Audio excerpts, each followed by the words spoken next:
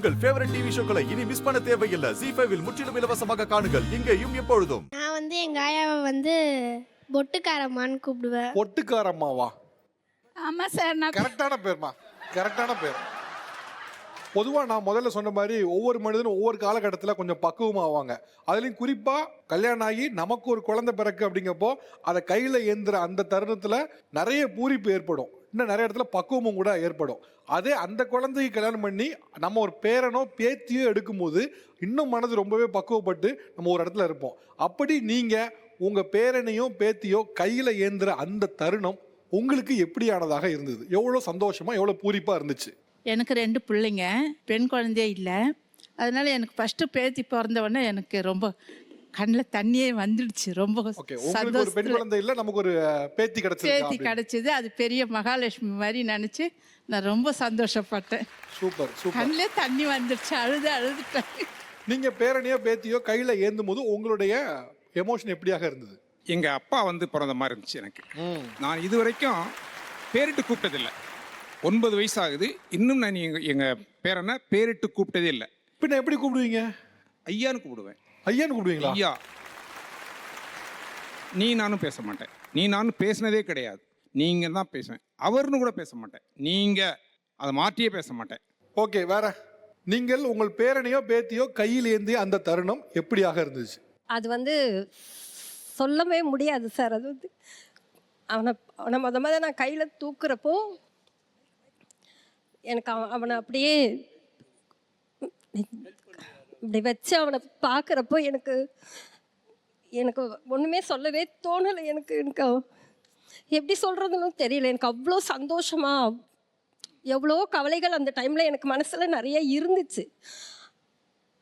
அந்த டைமில் எனக்கு எதுவுமே எல்லாமே காற்றுல பறந்து போன மாதிரி ஆயிடுச்சு. அவனுக்கு என்னோட உடம்பே அவ்வளோ லேசாயிட்டு, மனசு அவ்வளோ லேசாயிட்டு, அவனை நான் எப்படி சொல்கிறேன்னு தெரியல சார். வாழ்க்கை இலகுவான மாதிரி உணர்றீங்க?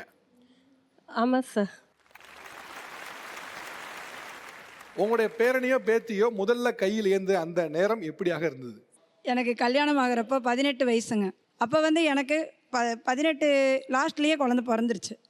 அப்போ ஒரு குழந்தையினுடைய உணர்வு எனக்கு அப்போ தெரியல. என் பொண்ணு கல்யாணம் ஆகி குழந்தை பிறக்கிறப்ப என்னோட குலதெய்வமே எனக்கு வந்துட்ட மாதிரி ஒரு உணர்வு. குலதெய்வம் அம்மன் தான் எங்கள் குலதெய்வம். அந்த குலதெய்வமே ஒரு கருவுரையிலேருந்து எங்கள் வீட்டுக்கு வந்த உணர்வு அதை என்னால் உடம்பு சிலுக்கு சொல்ல முடியல. அவ்வளோ ஒரு செல்லம், என்னோட செல்லம் அது. எனக்கு வந்த குலதெய்வம், என்னை பெற்ற அம்மா எல்லாம் அவங்க தான். 60 நாளத்து குழந்தையிலேருந்து எங்கிட்ட தான் வளர்றான். பெங்களூரில் 2 பேரும் ஒர்க் பண்ணாங்க, அப்பாவும் அம்மாவும். பாப்பா எங்கிட்ட தான் இருக்கும். அது எதுக்கு அழுகுதுன்னு அப்போ புரிஞ்சுக்க முடியுது. என் குழந்தை பிறக்கப்போ எனக்கு புரிஞ்சுக்க முடியல.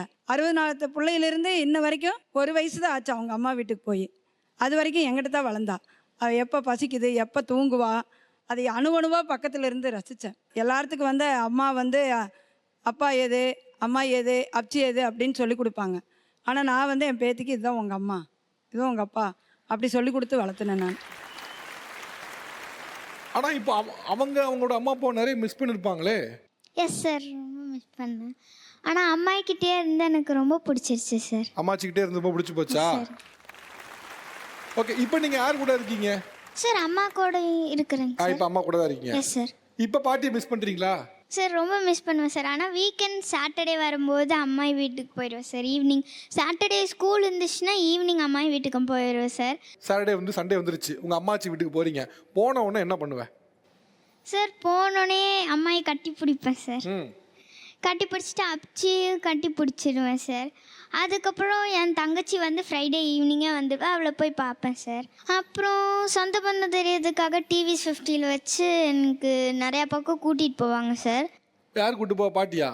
S sir. ஓ அப்படியா? Yes sir. நிறைய சொந்த பந்தத்துக்கு எல்லா வீட்டுக்கும் பக்கத்தில் கூட்டிகிட்டு போவாங்க, ரிலேஷன் வீட்டுக்கு. ஒரு டிவி 50 வச்சுருக்கேன் நான். 84-85 வாங்கினது. என்ற வண்டி எங்கள் பேத்தி 2 பேத்தி வச்சுட்டு எந்த சந்து வந்து வாய்க்கா வரப்போ எல்லா பக்கம் கூட்டிகிட்டு ஜாலியாக சுற்றுவேன். கோயிலுக்கு கூட்டிகிட்டு போவேன்.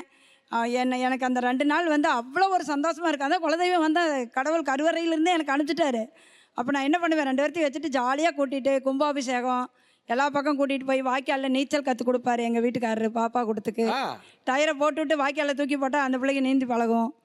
நிறைய என்ஜாய்மெண்ட். எங்களுக்கு எப்போ சண்டே வரும்னு பார்த்துட்டே இருப்போம். அப்போ உங்க வாழ்நாள் வந்து இந்த 2 நாளுக்காக தான் ஏங்கிட்டு இருக்கு. 2 நாளுக்காக அவங்கள தான் எங்கள் உயிருங்க. எனக்கு வேறு எதுவுமே வேண்டாம். அந்த ஞாயிற்றுக்கிழமை சாட்டர்டே சண்டே வந்தால் எந்த ப்ரோக்ராமாக இருந்தாலும் கட்டு தான். உங்களுடைய பேரனையோ பேத்தியோ முதல்ல கையில் ஏந்து அந்த நேரம் எப்படியாக இருந்தது? பிறந்த உடனே போய் கையில் வாங்கின உடனே குழந்தை பொம்பளை பிள்ளை பிறந்திருக்கு அப்படின்னா எனக்கு ரொம்ப சந்தோஷம். என் பொண்ணு பிறந்தப்போ கூட எனக்கு சந்தோஷம் கிடையாது. என் பேத்தி பிறந்தப்போ அவ்வளவு ஒரு சந்தோஷமாக வாங்கி போட்டிருந்தேன். அப்போ எல்லாரும் வந்தவங்க சொன்னாங்க, ஒன்னே மாதிரியே இருக்குமா, உன் பேத்தி ஒன்னே மாதிரியே இருக்குது அப்படின்னு சொன்னாங்க. ஆனால் பிறந்து விழுந்த உடனே என்னை மாதிரி தான் இருந்துச்சு. நான் எங்கே போனாலும் அதை விட்டுட்டு போக எனக்கு மனசே வராது. ஏன்னா அந்த இதையும் சொல்லக்கூடாது, சரி சொல்கிறேன். நான் அது பிறந்து ஒரு 3 மாதம்தான் அதை அவங்க அப்பா வந்து பார்த்தது. அதுக்கு பிற்பாடு எங்கே தான் போனேன் என்னன்னே தெரியாது. 8 வருஷம் ஆச்சு. அந்த ஒரு சூழ்நிலையில் நான் இருக்கும்போது என்னுடைய மனம் அவ்வளவு கவலை அடைஞ்சு கண்ணீரை வடித்து நான் அந்த ஆண்டவர்கிட்ட கெஞ்சி அந்த பிள்ளை நல்லா படிக்கணும், எங்கே போனாலும் அம்மா எனக்கு அதை வாங்கி கொடுங்கம்மா, நான் அந்த ஏக்கத்தை மறக்கடிக்கணும்னு இன்ன தேதி நான் வளர்க்குறேன் சார். அந்த பிள்ளைய அம்மா இருக்காப்புல, அம்மா வந்து இல்லாமல் விட்டுட்டு போன உடனே அது வேலைக்கு போகுது. நான் தான் அதை வளர்த்து அது என்ன செய்யணும், இவ்வளவு ஒரு கஷ்டத்தில் நம்மளை கடவுளை இந்த மாதிரி கைவிட்டுட்டாரே அப்படிங்கிற ஒரு மனசு ஒடிஞ்சு அந்த நல்லபடியாக அதை ஆக்கணும் அப்படிங்கிற ஒரு எனக்கு அபிப்பிராயம் கொடுத்து போய் நான் அதை வளர்த்துக்கிட்டு இருக்கிறேன் சார். இவங்க அப்பா இப்போ எங்கே இருக்காங்கன்னே தெரியலையா? தெரியாது சார். 8 வருஷம் ஆச்சு. அதுக்கே தெரியாது, சொல்லவே இல்லை சார். நம்ம அது வந்து கேட்க நீ பெரிய பிள்ளையா வளர்ந்து வா, நான் உனக்கு விவரம் சொல்கிறேன், இப்போ சொன்னால் படிப்பு கெட்டு போகும்பா, உனக்கு சொல்கிறேன், ஒரு நாளைக்கு உண்மையை சொல்கிறேன் அப்படின்னு நான் சொல்லி வளர்த்துக்கிட்டு வரேன். நீங்கள் பெரியவங்களாகி என்ன ஆகணும்னு ஆசை? Loco pilot. ட்ரெயின் டிரைவர் ஆகணுமா? என்ன காரணம், ஏன் லோக்கோ பைலட் ஆகணும்? எனக்கு ரொம்ப நாள் ஆசை. எல்லோரும் இப்போ நான் வந்து ட்ரெயினில் போகிறேன்னா நம்மளும் ட்ரெயின் ஓட்டினா எப்படி இருக்கும்னு ஃபீலிங் வரும். உனக்கு பாட்டினா எவ்வளோ பிடிக்கும்? ரொம்ப பிடிக்கும். என்ன ஏன்? ஏன்னா அவங்க எல்லாமே வாங்கி தருவாங்க, அதனால ரொம்ப பிடிக்கும் எனக்கு. நீ அப்பா எங்கேன்னு கேட்டேன்னா ஆச்சி வந்து உனக்கு சொல்கிறேன்னு சொன்னாங்கல்ல, அப்பா வேற எங்கேயும் இல்லை, 8ஆல் தான் உட்காந்துருக்காங்க உனக்கு. சரியா, கவலைப்படாத. யாராவது உன்னை கேட்டாங்கன்னா எனக்கு அப்பா வந்து பாட்டி தான் சொல்லிவிடு. சரியா?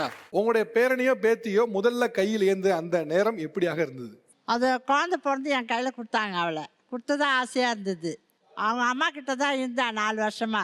அவங்க அம்மா தவறிட்டா, நான் தான் வச்சு வளர்க்குறோம். உடம்பு முடியாமல் இறந்துட்டா. எத்தனை வயசில் அவங்க அம்மா? அவங்க அம்மா 4 வயசில் இறந்துட்டாங்க. அவங்க அப்பாவும் என்னான்னு கேட்கறது கிடையாது. அம்மாவுக்கு என்னாச்சு? அவங்க அம்மாவுக்கு அம்மா கேன்சர். அவள் 5-7 வருஷம் ஆகுது. நான் அவளை விட்டுட்டு இருக்கிறதே கிடையாது. ஒரு நாள் கூட எங்கே படாலும் இட்டுட்டு போவேன், என் கூட தான் வச்சுருக்கிறேன். பாட்டினா உனக்கு எவ்வளோ பிடிக்கும்?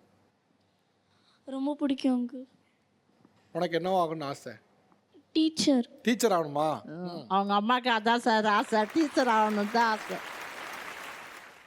ஜீ5 ஆப்பை டவுன்லோட் செய்து அனைத்து எபிசோடுகளையும் இலவசமாக பாருங்க.